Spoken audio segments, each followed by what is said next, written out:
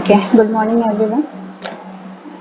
Last class में आपको मैंने रूट लोकस का इंट्रोडक्शन दिया था ना, और फिर उसके जो फीचर्स हैं वो भी पढ़े थे। ठीक है, आज हम प्रोसीजर देखने वाले हैं, procedure for plotting root locus. Okay, उसके बाद फिर उस पर कुछ प्रॉब्लम्स करेंगे, एक दो प्रॉब्लम्स हैं अपने पास, वो करते हैं। ओके, तो देखिए, the stepwise procedure for plotting the root locus for a given open loop transfer function based on select features mentioned in section, जो अभी हमने देखा था, मैंने लास्ट क्लास में जो देखा था।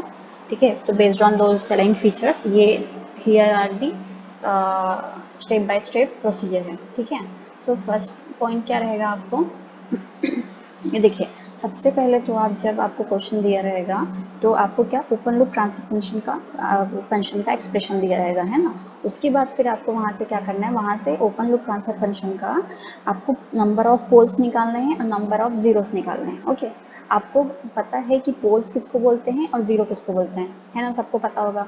जैसे कोई जी ऑफ एस का कोई एक्सप्रेशन दिया है, जैसे रुको मैं बता रही हूँ, ये देखो, ये जो एक्सप्रेशन दिया है यहाँ पे देखिए,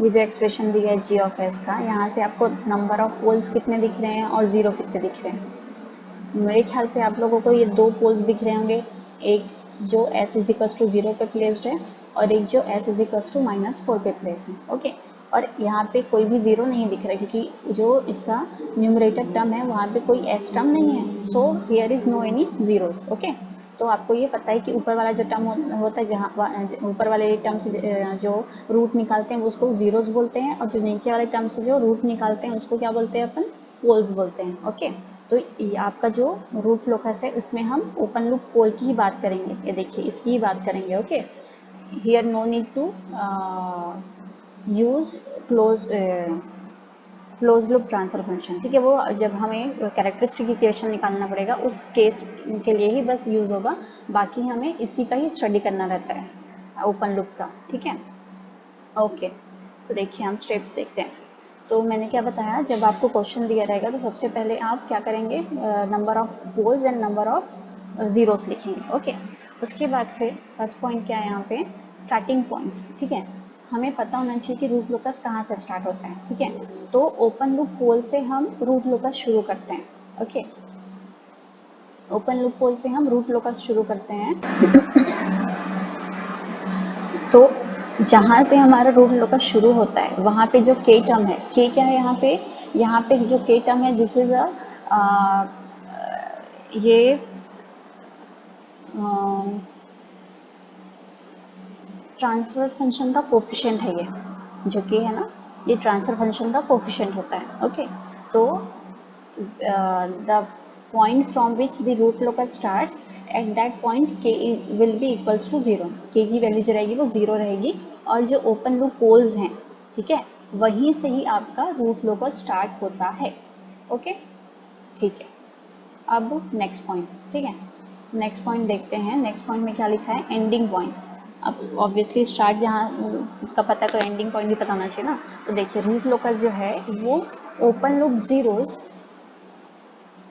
या फिर इंफिनिटी पे टर्मिनेट होता है।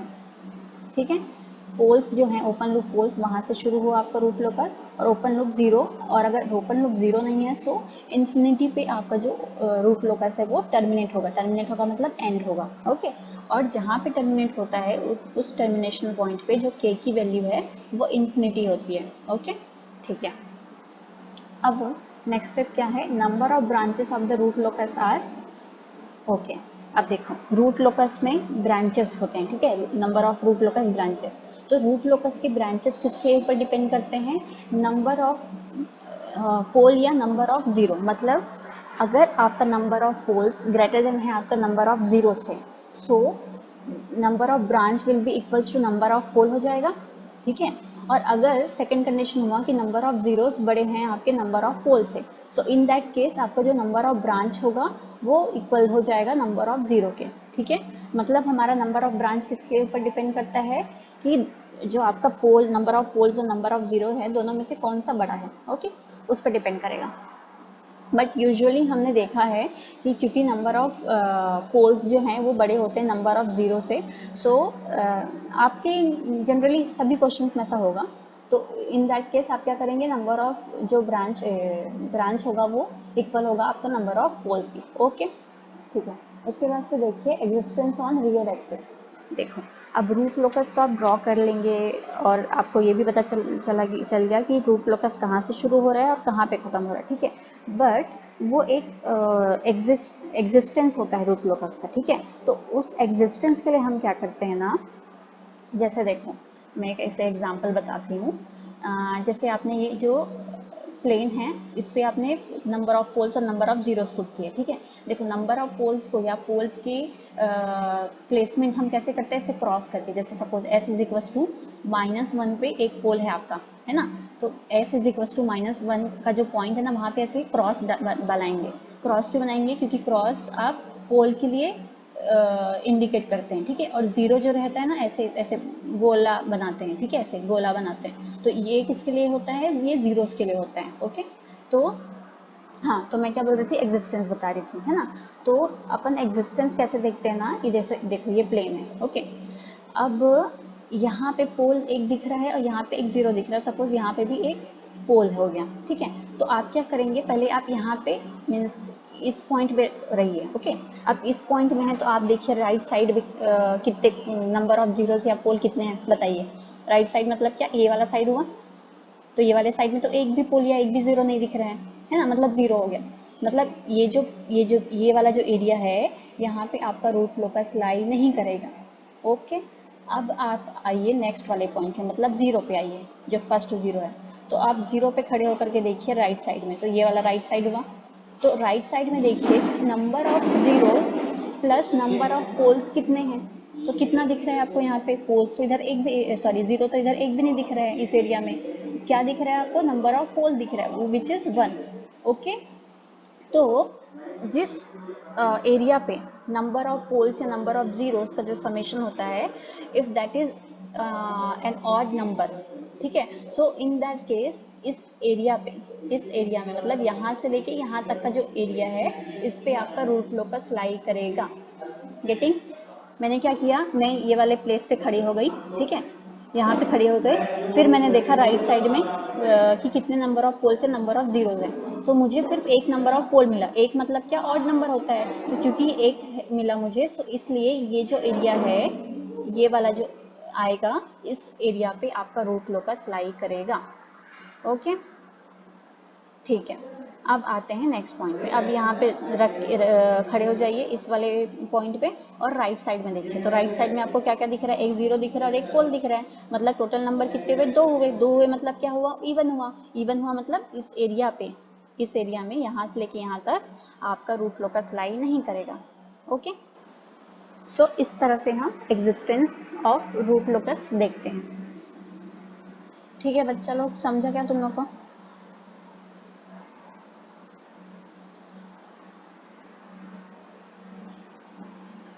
ओके, तो देखिए यहाँ पे वही चीज़ लिखी है, existence on real axis. The existence of the root locus on a section of real axis is confirmed if the sum of open loop poles and zeros to the right of the section is odd. ठीक है, यही चीज़ मैंने आपको exam means ये जो diagram बना करके समझाया आपको। ओके, अब आगे देखिए, ब्रेक अप ए पॉइंट। ठीक है, on the root locus between two open loop poles, okay, the root moves toward each other as the gain factor k is increased till they are coincident. Okay, at the coincident point the value of k is maximum as far as the portion of the root locus between two open loop poles is concerned. Any further increase in the value of k breaks the root locus in two parts. The breakaway point can be determined by rewriting the characteristic equation and therefrom solving for the value of s from the equation given below. देखो होता क्या है,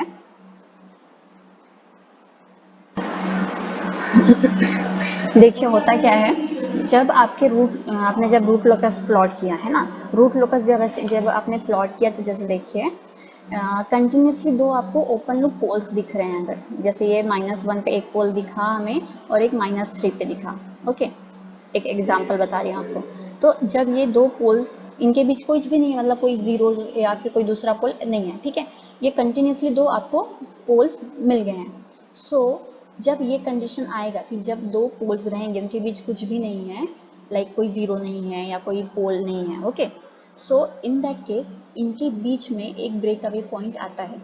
वो होता क्या है ना कि इस पॉइंट पे के की वैल्यू मिनिमम रहती है, इस पॉइंट पे के की वैल्यू मिनिमम रहती है, बट जैसे जैसे आप इस साइड जाएंगे या जैसे जैसे आप इस साइड जाएंगे, सो के की वैल्यू इंक्रीज होते जाती है। ओके, देखिए it is written here, on the root locus between two open loop pole the root moves towards each other as the gain factor k is increased. ये जो रूट्स हैं वो एक दूसरे की तरफ आते जाएंगे और वैसे वैसे ही आपका जो के की वैल्यू है इंक्रीज होते जाएंगी, ठीक है, जब तक वो कोइंसिडेंट नहीं हो जाते तब तक के की वैल्यू इंक्रीज होते जाती है, ठीक है। फिर at the coincident point the value of के इज मैक्सिमम, और जैसे ही दोनों जो पोल्स हैं या दोनों रूट्स जो हैं, when they are they coincide, in that case या इन दैट पॉइंट जो के की वैल्यू रहती है वो मैक्सिमम हो जाती है, ठीक है। तो वो के की वैल्यू मैक्सिमम हो जाती है as far as the portion of root locus between two open loop pole is concern. Okay, तो any further increase in value of K, जैसे ही उसमें और इंक्रीमेंट होता जाएगा के, वो क्या उससे क्या रिजल्ट आता है कि breaks the root locus in two parts.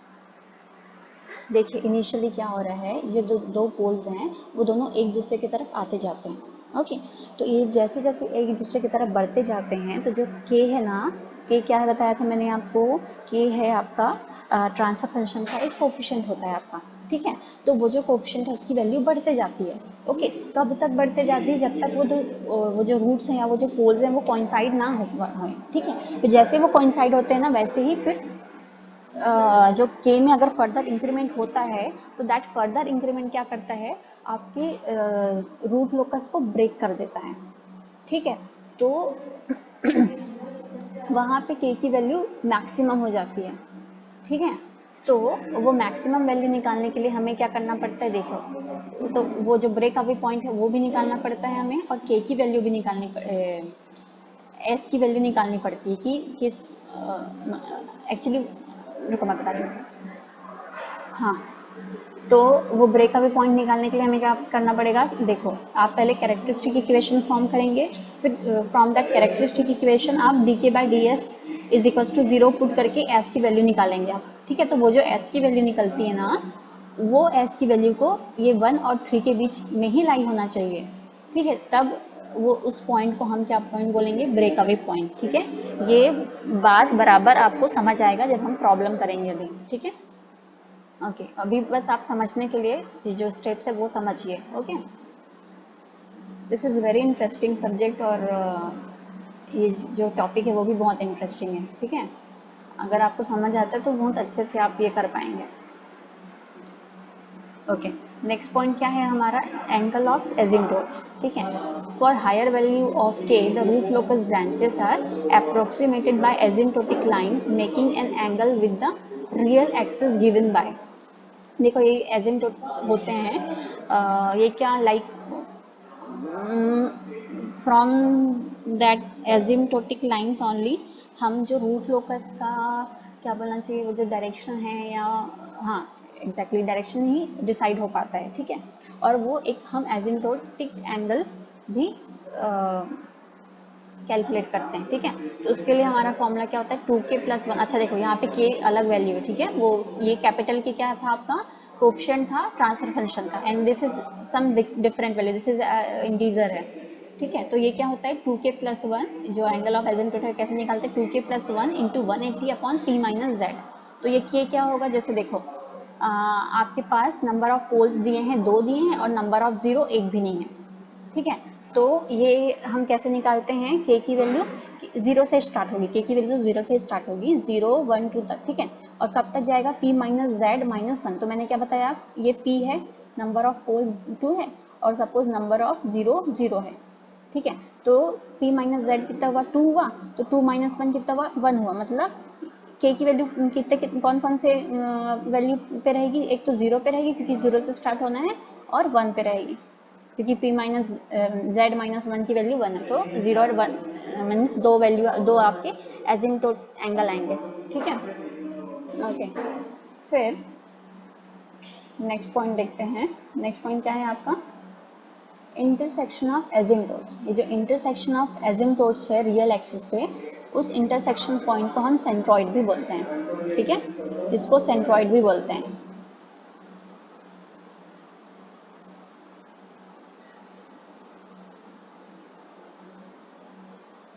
ठीक है, तो ये सेंट्रॉइड निकालने का हमारा फॉर्मूला क्या होता है? Summation of poles. जितने भी नंबर ऑफ जो पोल्स है ना, जैसे पोल कहाँ पे मिला आपको? सपोज 0 पे मिला होगा, एक -1 पे मिला होगा, एक -3 पे मिला होगा।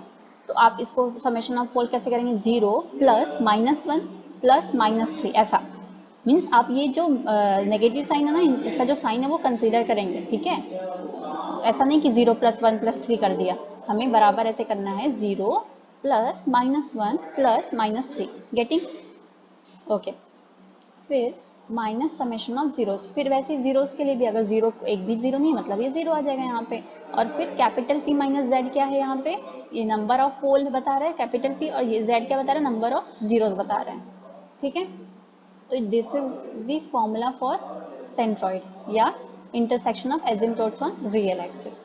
ठीक है, अब intersection point with imaginary axis, ये कंडीशन भी आती है अपनी रूट लोकस ड्रॉ करते वक्त, तो ये भी ध्यान पे रखिए।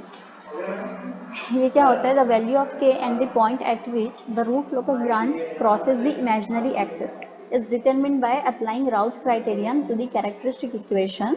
The roots at the intersection point are imaginary. देखो अब क्या है आपका जो इमेजिनरी, देखो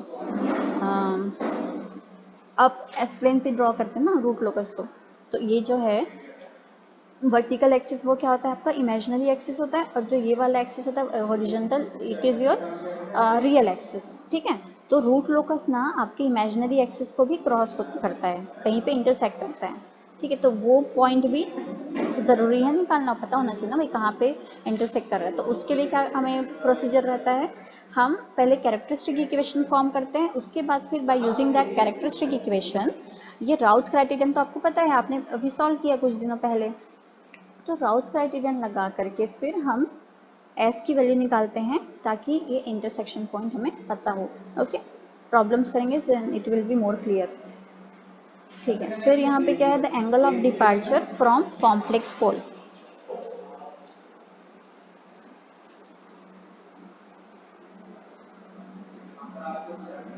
देखो अगर आपके पास आपको जो प्रॉब्लम दिया होगा, रूट लोकस का जो प्रॉब्लम दिया होगा, अगर उस प्रॉब्लम में आपको कॉम्प्लेक्स पोल्स भी अगर अवेलेबल होंगे, तो if you are having complex pole ना, in that case angle of departure एकदम मतलब 110% आपको निकालना ही है। Means that is mandatory if you are having complex poles.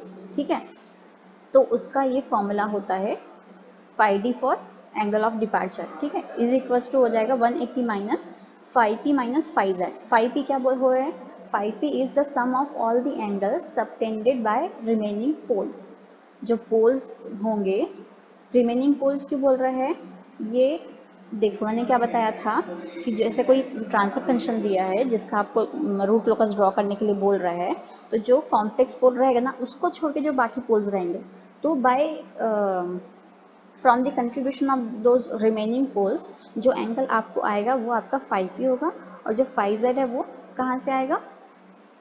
It is the sum of the all angle subtended by zeros. जितने भी zeros होंगे उसके द्वारा जो एंगल बनाया गया होगा वो आपका फाई जेड होगा। ठीक है, ये चीज़ भी आपको न्यूमेरिकल में बिल्कुल क्लियर हो जाएगी। ठीक है, लेकिन आपको ये प्रोसीजर पता होना चाहिए। Sometimes in exam they also ask the procedure. ठीक है, so you should remember this.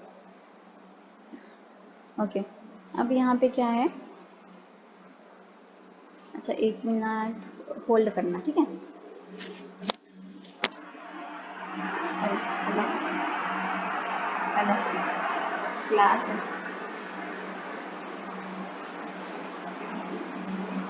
हाँ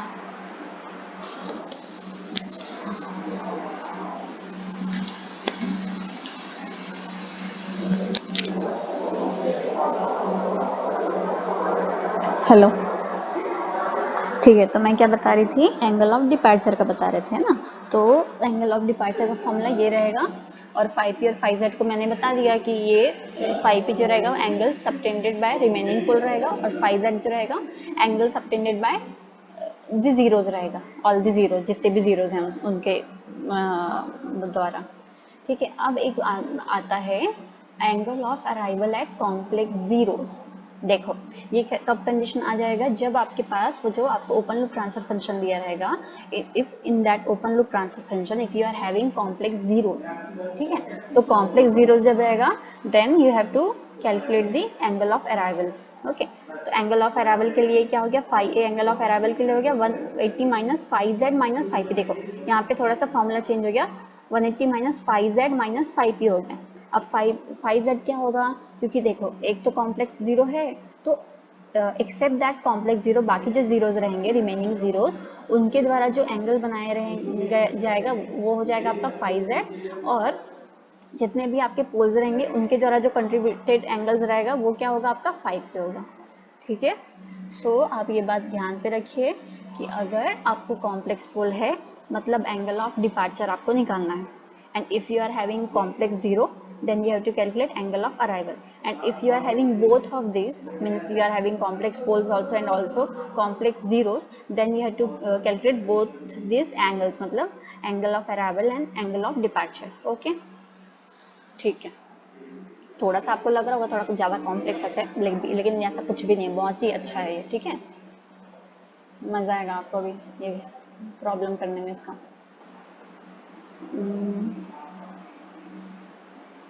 ओके, जैसे देखिए यहाँ पे क्या एक क्वेश्चन दिया हुआ है, a unity feedback control system has an open loop transfer function, ये ठीक है, ये transfer open loop transfer function दिया है।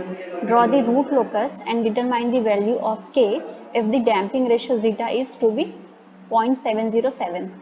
तो हम एक काम करते हैं, हम यहीं तक फोकस करते हैं। एक्चुअली एक प्रॉब्लम मैंने एक बुक से लिया है, तो उस बुक में ये पार्ट भी था, so we have to focus in this part. ये अभी ध्यान रखना, अभी ये ध्यान मत रखिए, ठीक है, बाद में दिखाएंगे। ठीक है, तो मैंने जैसे कि आपको बताया है, जब आप रूट लोकस, अच्छा एक मिनट, इतना समझ आया क्या आप लोगों को, प्रोसीजर समझ आया क्या, बोलिए। हेलो,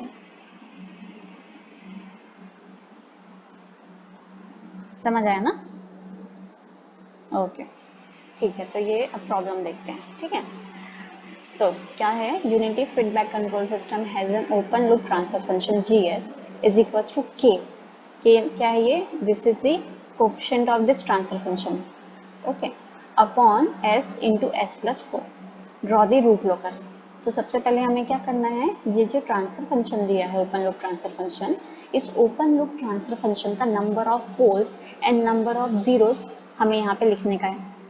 तो देखिए मैंने यहाँ पे लिखा है number of zeros is equals to 0, क्योंकि 0 तो है ही नहीं यहाँ पे, सो नंबर ऑफ जीरो 0 हो गया, और नंबर ऑफ पोल्स कितने दिख रहे हैं हमें, एक तो 0 पे दिख रहा है एस इज इक्वल्स टू 0 पे, और एक एस इज इक्वल्स टू -4 पे, so there are 2 number of poles, मैंने ये भी मेंशन कर दिया। ओके, अब आगे क्या करने का है अपन को, तो स्टेप्स याद रखिए। ठीक है, तो अब देखो भाई, कोई भी चीज़ आप जब चालू कर रहे हो, किसी चीज़ को स्टार्ट कर रहे हो, तो स्टार्टिंग पॉइंट मतलब वो चीज़ होना चाहिए ना कि भाई एक्चुअली वो शुरू कहाँ से हो रहा है, कहाँ पे ख़त्म हो रहा है। तो इसलिए फर्स्ट स्टेप पे क्या आ गया हमारा कि रूट लोकस कहाँ पे से स्टार्ट हो रहा है, तो root locus starts at s is equals to 0 at s is equals to -4, क्योंकि s इज इक्वल्स टू 0 और s is equals to -4 are what, they are open loop poles, क्योंकि हमारे root locus open loop pole से शुरू होते हैं, तो s equals to 0 और s इक्वल्स टू -4 से शुरू होंगे, जहाँ पे k की वैल्यू 0 होगी। ओके, अब खत्म कहाँ पे होगा, तो अपने ट्रांसफर फंक्शन में तो कोई 0 है ही नहीं, तो हमने प्रोसीजर में क्या पढ़ा था कि अगर ओपन लूप जीरोज होते हैं तो ओपन लूप 0 पे टर्मिनेट करेगा, अदरवाइज वो इन्फिनिटी पे टर्मिनेट होगा। ठीक है, तो क्योंकि यहाँ पे जीरोज नहीं है, मतलब आपका जो रूट लोकस है वो इन्फिनिटी पे टर्मिनेट होगा। ओके, और उस पॉइंट पे आपकी के की वैल्यू क्या रहेगी, इन्फिनाइट रहेगी। ठीक है, ये मैंने यहाँ पे मेंशन किया है, आई हैव रिटन हियर ये, ठीक है। ओके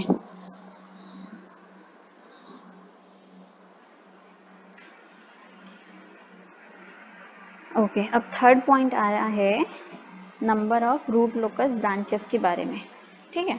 तो हमने अभी जस्ट क्या पढ़ा कि नंबर ऑफ पोल्स या नंबर ऑफ जीरोज में जो ज़्यादा होता है, ठीक है, तो जो ज़्यादा होता है वो क्या हो जाता है, number of root locus branches हो जाता है ना।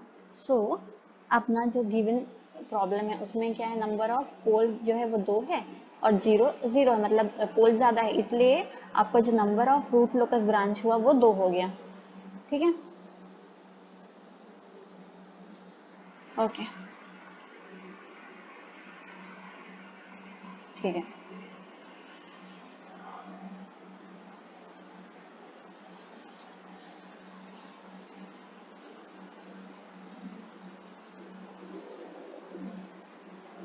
ये वाला इमेज दिख रहा है क्या, ये जो मैंने ग्राफ पेपर का दिखा रही हूँ अभी, क्लियर है क्या ये वाला पेज? उतना क्लियर नहीं दिख रहा होगा लेकिन थोड़ा थोड़ा दिख रहा है ना। ठीक है, तो देखो मैंने यहाँ पे क्या एस प्लेन ड्रॉ किया है ना, ये एस प्लेन ड्रॉ किया, तो ये वाली जो एक्सिस है ये क्या है, मैंने बताया आपको, this is your imaginary axis and this horizontal axis, sorry, this horizontal axis is your real axis. Okay, तो जब हम लोग रूट लोकस ड्रॉ करेंगे तो हम पहले ये एक्सिस बना देंगे। ओके, उसके बाद फिर हमें क्या करना है, हमें पोल्स या जीरो जो हमें अवेलेबल है वो लोकेट करेंगे। तो देखिए मैंने क्या लोकेट किया है, यहाँ पे पोल्स लोकेट किए हैं, कहाँ कहाँ पे हमारे पोल, एस इक्वस टू 0 पे है मतलब यहाँ पे होगा, और एस इक्वस टू -4 पे तो यहाँ पे होगा, तो यहाँ पे मैंने ये लोकेट कर दिया है। ओके, यहाँ पे -4 किए हैं, ठीक है। ये फिर हाँ, तो रियल एक्सिस, ओके, अब एग्जिस्टेंस ऑफ रूट लोकस की बात है, ठीक है। तो देखिए जो नंबर ऑफ पोल्स या जीरोस जो है वो सब मैंने यहाँ पे लोकेट कर दिया है, क्योंकि हमारे क्वेश्चन में तो जीरो दिया ही नहीं था, तो मैंने जीरो लोकेट किया ही नहीं है, सिर्फ मैंने पोल लोकेट किया, वो भी कहाँ कहाँ पे, जो जीरो पे है लोकेट और एक -4 पे लोकेट है पोल, ठीक है। अब आती है बारी किसकी, एग्जिस्टेंस ऑफ रूट लोकस की, ठीक है। तो मैंने आपको क्या बताया है कि आप राइट, जहाँ जिस पॉइंट पे भी खड़े हैं उसके आप राइट साइड में देखिए कि अगर राइट साइड में नंबर ऑफ पोल्स या नंबर ऑफ जीरोस जो है वो ऑड नंबर में तो नहीं है, अगर ऑड नंबर में होंगे तभी आपका रूट लोकस एग्जिस्ट करेगा उस एरिया पे, ठीक है। तो सबसे पहले मैं इस पॉइंट पे रहती हूँ, ओके, यहाँ पे खड़े रहती हूँ और मैं देखती हूँ यहाँ से राइट साइड, मतलब राइट साइड मतलब ये वाला साइड हुआ, ये वाला एरिया हुआ, तो क्या इस एरिया पे आपको कोई पोल या जीरो दिख रहे हैं? रिप्लाई करिए आप, बोलिए दिख रहा है या नहीं दिख रहा है इस एरिया पे? नहीं दिख रहा है, तो नहीं दिख रहा है मतलब क्या यहाँ पे एग्जिस्ट होगा आपका रूट लोकस,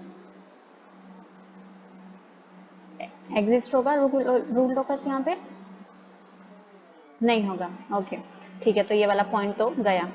अब आते हैं नेक्स्ट पॉइंट पे, मतलब -4 पे, ठीक है। -4 पे खड़े रह के हम देखेंगे इस साइड पे क्या कोई नंबर ऑफ जीरोज या नंबर ऑफ पोल्स अवेलेबल हैं क्या, तो क्या अवेलेबल है इस एरिया पे, बताइए।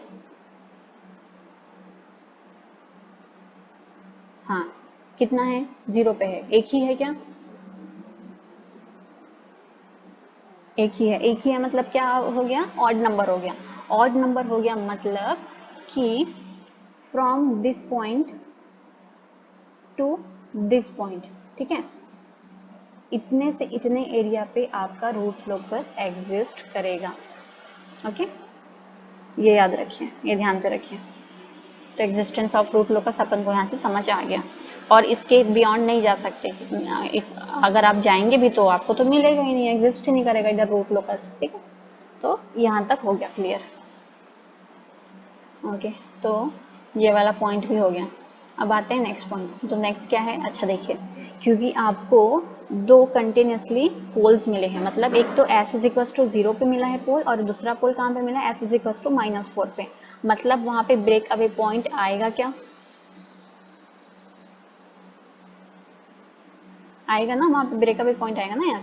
क्योंकि अगर दो पोल्स कंटिन्यूसली ऐसे प्लेस्ड हैं, so in between them there will be a break away point. ठीक है, तो ब्रेक अवे पॉइंट को कैलकुलेट करने के लिए हमारे पास सबसे पहले हमें कैरेक्टरिस्टिक इक्वेशन फॉर्म करना रहता है। ठीक है, आप सबको पता है कैरेक्टरिस्टिक इक्वेशन हम कैसे फॉर्म करते हैं। हम इसको 1 plus G S into H S करते हैं। एच एस जहाँ नहीं दिया मतलब एच एस हमें 1 ही लेना है, कोई सा भी प्रॉब्लम हो। ठीक है, ठीक है, तो हमने 1 लिया और जी एस की तो वैल्यू दी है तो हमने वो पुट कर दिया। फिर यहाँ से सब मल्टीप्लिकेशन वगैरह सब किया, सो आपको मिल गया ये characteristic equation. And from this characteristic equation आपको क्या D k by d S करना है ना, d k by d s is equal to 0 करना है। फिर एस की वैल्यू निकालनी है, तब वो जो एस की वैल्यू आएगी वो आपको ब्रेक अवे पॉइंट बताएगी। तो इसलिए हमने क्या किया, के की वैल्यू निकाली यहाँ से। ठीक है, ये देखो ये के की वैल्यू निकाली हमने। तो के की वैल्यू क्या है, k is equal to minus s square plus 4s आ गया। देखो यहाँ से आप ट्रांसफर करोगे ना तो के की वैल्यू ये आ जाएगी। ठीक है, फिर हमें कुछ नहीं, सिर्फ डिफरेंशिएट करना है इस टर्म को कि एस के रेस्पेक्ट में। तो D k by d S किया तो क्या हो जाएगा, ये minus 2s plus minus 2s minus 4 हो जाएगा। तो ये मैंने माइनस बाहर निकाल दिया तो ये 2s प्लस 4 आ गया। और इसको 0 के इक्वेट करना है। तो जब मैंने ये 0 के इक्वेट किया तो I got s is equal to -2। मतलब s इज इक्वल टू -2 पे मुझे ब्रेक अवे पॉइंट मिलेगा। ठीक है, तो देखो मैंने नेक्स्ट डायग्राम में ये देखो ये -2 यहाँ पे है, तो यहाँ पे मैंने एक पॉइंट डाल दूंगी ऐसे करके, वो मेरा ब्रेक अवे पॉइंट हो जाएगा। ठीक है, हो गया वो। अब नेक्स्ट क्या है, कैलकुलेशन ऑफ एंगल ऑफ एजिम्पटोट्स। ये देखो एंगल ऑफ एजिम्पटोट्स आपको सभी प्रॉब्लम में करना है। ठीक है, क्योंकि वो एजिम्पटोट्स के अकॉर्डिंग ही हम अपना रूट लोकस का डायरेक्शन डिसाइड करते हैं। ठीक है, तो अब एजिम्पटोट एंगल ऑफ एजिम्पटोट निकालने के लिए आपको पी और जेड पता होना चाहिए। पी मतलब नंबर ऑफ पोल, जेड मतलब नंबर ऑफ जीरो, और ये आपको फॉर्मूला यूज करना है। तो क्योंकि यहाँ पे दो पोल हैं तो पी और जीरो, जो जीरोज है वो 0 है, तो 2 माइनस 0 किया मतलब 2 हो गया। तो ये कहाँ से कहाँ तक चलता है, k इज इक्वल टू 0 1 2 3 से कहाँ तक, p माइनस जेड माइनस 1 तक।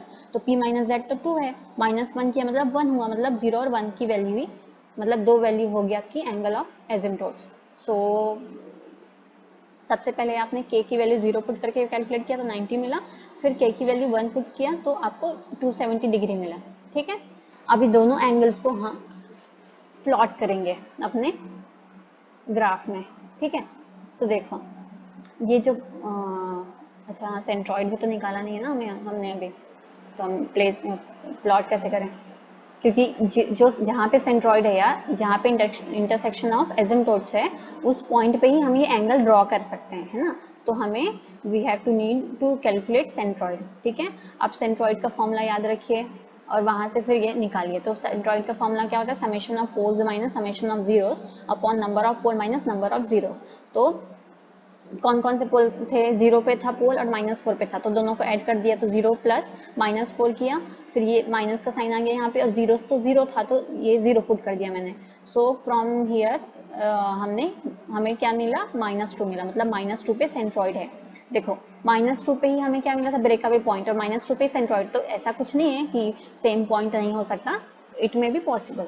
तो यहाँ पे आपको मिल गया सेंट्रॉइड। ठीक है, तो इसलिए फिर आपने क्या किया, -2 पे फिर आपने एंगल ऑफ एजिम्पटोट्स आपने लोकेट किए। तो ये पॉइंट पे देखो 90 डिग्री कहाँ से कहाँ तक बनेगा, यहाँ से लेके यहाँ तक बनेगा ना, तो ये हो गया 90 डिग्री, जिसको मैंने θ1 से डिनोट किया है। ठीक है, अब इस पॉइंट से इस पॉइंट तक मुझे मिल जाएगा 270 डिग्री। आप अपना देखो रूट लोकस आप जब ड्रॉ कर रहे हैं तो आपके पास पेन पेंसिल और फिर जो एंगल मेजरमेंट का जो रहता है ना वो सभी इंस्ट्रूमेंट्स आपके पास होने चाहिए। ओके, तभी आप प्रॉपरली ड्रॉ कर पाएंगे। तो मैंने वो यूज़ किया, बाय यूजिंग दैट मुझे क्या मिला, यहाँ से यहाँ तक θ1 मिला और इसी पॉइंट से लेके इस पॉइंट तक मुझे θ2 मिला विच इज 270 डिग्री। ठीक है, ये देखो ये θ1 देखो यहाँ से यहाँ तक किया मैंने और यहाँ से यहाँ तक θ2, और θ2 270 डिग्री है। ठीक है, ठीक है, उसके बाद अच्छा देखो मैंने क्या बताया था आपको कि ये जो पॉइंट है ये यहीं पे ये पॉइंट सेंट्रॉइड भी है और ये पॉइंट आपका ब्रेकअवे पॉइंट है। ओके, और आपके पोल्स कहाँ पे हैं, एक तो -4 पे यहाँ पे और एक 0 यहाँ पे।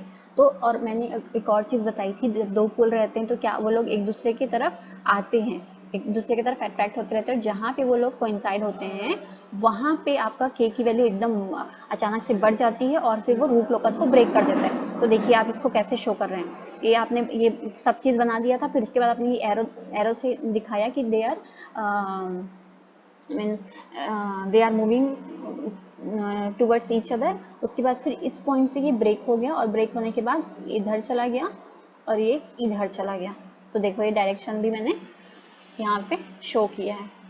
ठीक है, पहले ऐसे आ रहा था, इनिशियली ऐसे आ रहा था, फिर इस पॉइंट से फिर ये लोग ब्रेक हो गए। Okay, is it clear everyone?